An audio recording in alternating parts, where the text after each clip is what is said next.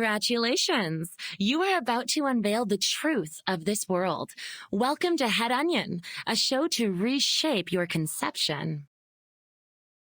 Oh, Earth, I stand newborn before you, a wanderer, a seeker of mysteries, an explorer.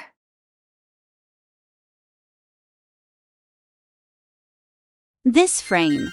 I will admit, I judged Nautika before she released based on this frame. I had flashbacks to a certain scene from Batman Beyond, and given it was a horror patch, my mind went there. This was the first time I've seen Reverse 1999 showcase a woman in her birthday suit for promotional material. Swimsuits, topless and shorts, yes, but not full frontal. The closest, in my opinion, was Sweetheart's Skin, the Preaching of Venus, but even then it's implied nudity. Then her splash art came out, and oh look, a plunging neckline. I want to make it perfectly clear I do not have a problem with fan service in general. Nautika is 19, so she's an adult. My issue is the consistency. You're wrong about her. Sure enough, when I read the story, I felt bad for doubting Bluepock and Nautika. Poor girl has survivor's guilt and understandable paranoia. Vertin, Sonetto, Miss Radio.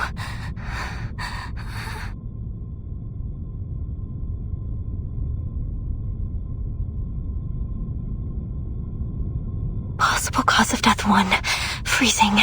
Frozen solid with a bunch of unstudied samples clutched in my hands. Possible cause of death 2. Getting torn apart. Cold, sticky monster fingers sinking into my skin and ripping me to pieces.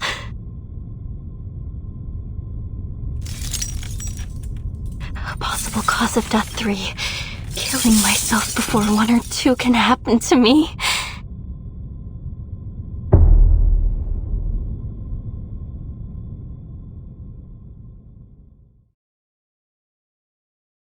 Before Vertin, Sonetto, and Ms. Radio showed up, she was constantly trying to get help to no avail. She's stuck in Antarctica where the temperatures can get extremely low. That being said, I have no objections to her fur skin whatsoever. It's practical, helps establish her role in the story, and it's believable how she lasted for so long. Now for her second skin, there's actually a valid reason for her appearance, but I may have to say minor spoilers. She volunteers to go to the same place Edward Elric ended up, and her body gets torn apart upon entry. Due to her faith, she ends up as a soul and, with Vertin's help, is able to reconstruct a new body and re-enter the mortal plane.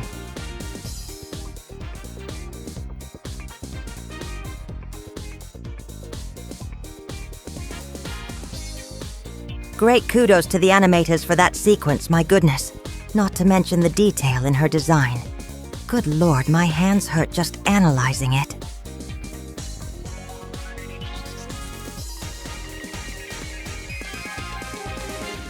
Going on a slight tangent, but I really appreciate how Nautika's religious beliefs were utilized in the story.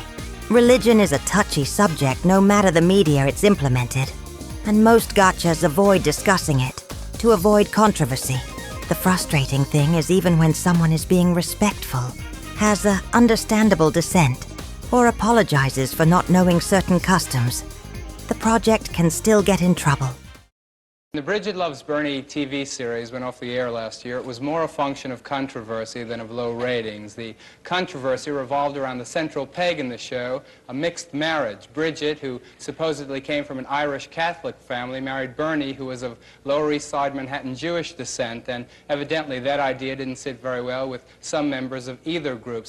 Look, I understand getting angry, but I draw the line at threats, or canceling someone that didn't deserve it. That only causes more hatred towards the group that got offended. In my opinion, the same rules apply to secular or liberal folks also.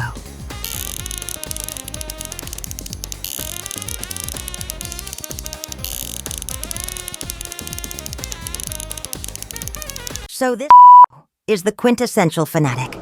Their eyes see not one light of bright star.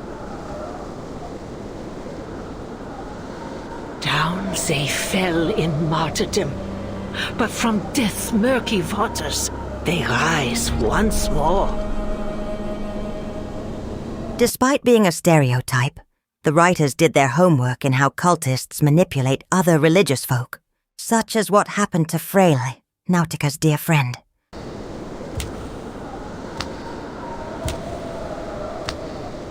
All this, it was all just to open the gate? But this feels wrong. Horribly, horribly wrong. This isn't how it's supposed to be, is it, Matu? But Freyla did say that she was going to see the Mother Spirit, so she must be with her now, right? And the Mother Spirit must be there. Well, she must be behind that gate.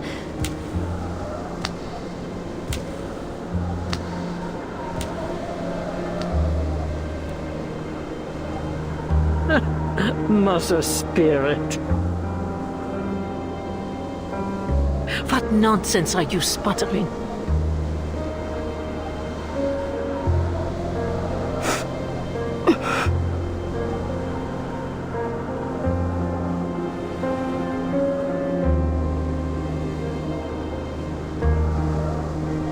She is the tides, the flowing light. She is the rocks and the soaring partridges and the swooping peregrines. She is the energy behind all things. She will give her children a great gift. A gift that will change their lives forever. I have traveled all the way from the northernmost edge of the world to this place, following her guidance. And I have found proof. Proof that the legends were true. Proof that she is here.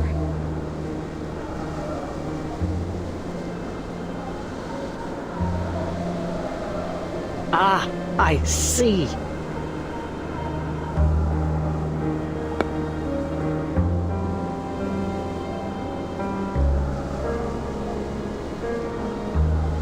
Mother Spirit.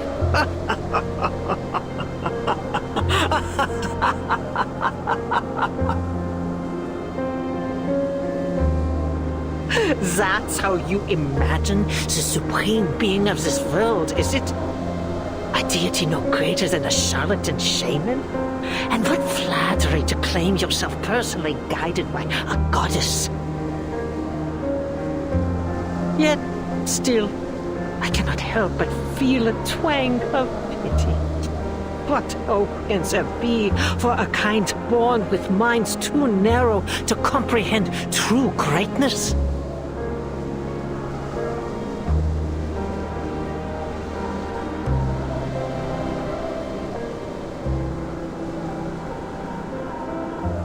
An inescapable predicament indeed.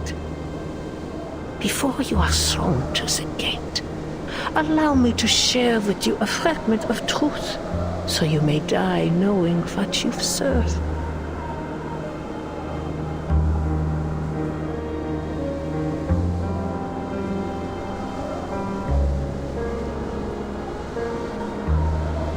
There is no Mother Spirit. The great Mother of Resurrection has cast their eye upon the earth from time immemorial. And Nautika has ever been the sanctuary of Manus Vindicte. Here we serve Arcana, the only and eternal Mother of Arcanum.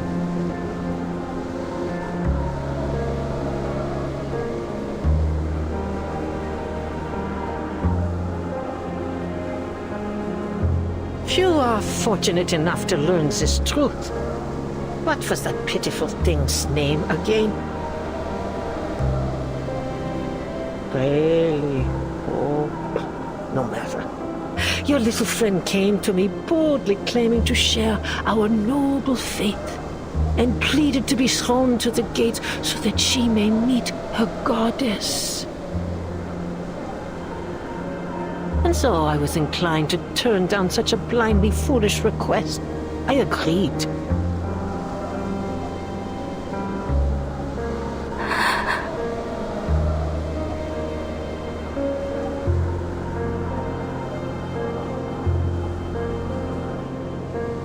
She must have been ever so disappointed when the flesh dissolved from her bones and her body melted into naught but a lump of flesh behind the gate. All that screaming and crying. Oh! Ah, humans. So full of your precious reason and logic, yet turned at even the most basic arcane trick. How foolishly simple you are.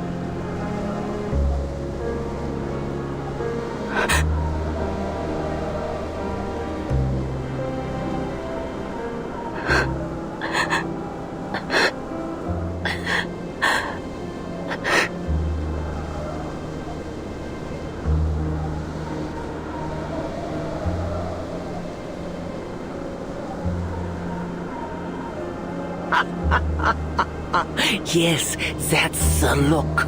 Confusion, disbelief. It suits your kind perfectly.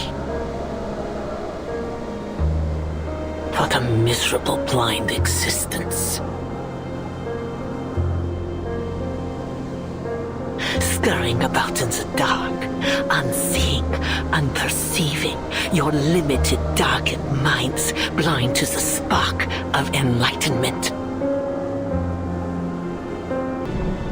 Has realization finally dawned in your darkened mind? Your friend is gone. She will never return from the gate. I hate you, you stupid, insensitive bitch. Oh, wait a minute. The time is nigh. Everyone will be released from pain and suffering. Our salvation is at hand. This is the day of reckoning, when all our sorrows will be washed away. When we return to the true paradise, my daughter will be the mother of God.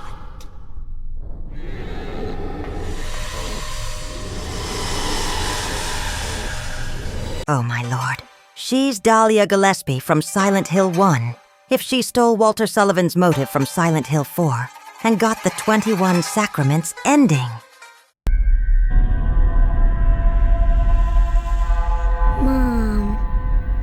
Mom, I'm home. I won't let anyone get in my way. Gonna stay with you forever.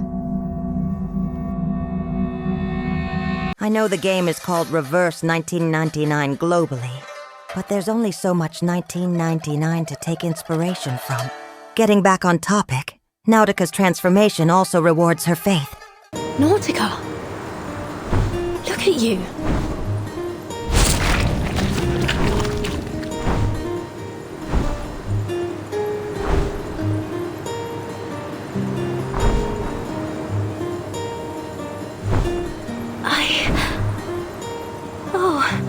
I look just like the Mother Spirit when she came to me in the dream.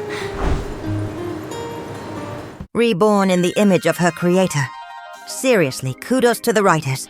The thing is, I'm glad Reverse 1999 is willing to discuss such topics, despite the risk. In fact, most of it is not in your face as Nautika. It can be ignored entirely unless you stumble across it, or deliberately look it up like I did. There's even an atheist who has legit plot reasons for having that belief. And she doesn't act like a chick tracks villain.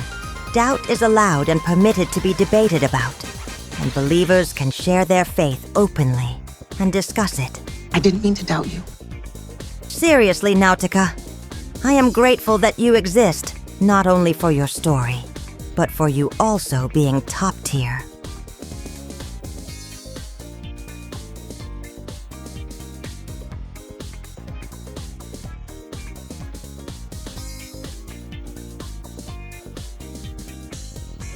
As penance for judging you, I offer this drawing. My hands ache, but hey, you are worth it. Good day and good luck.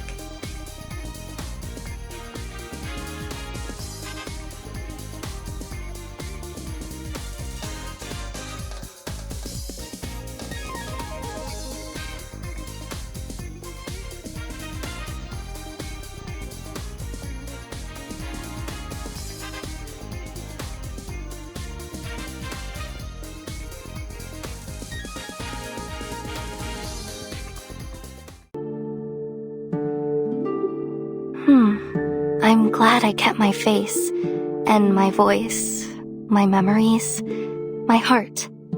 I want Aja to recognize me when we meet again. Even with everything that's happened, I'm still Nautika, his little treasure. That will never change.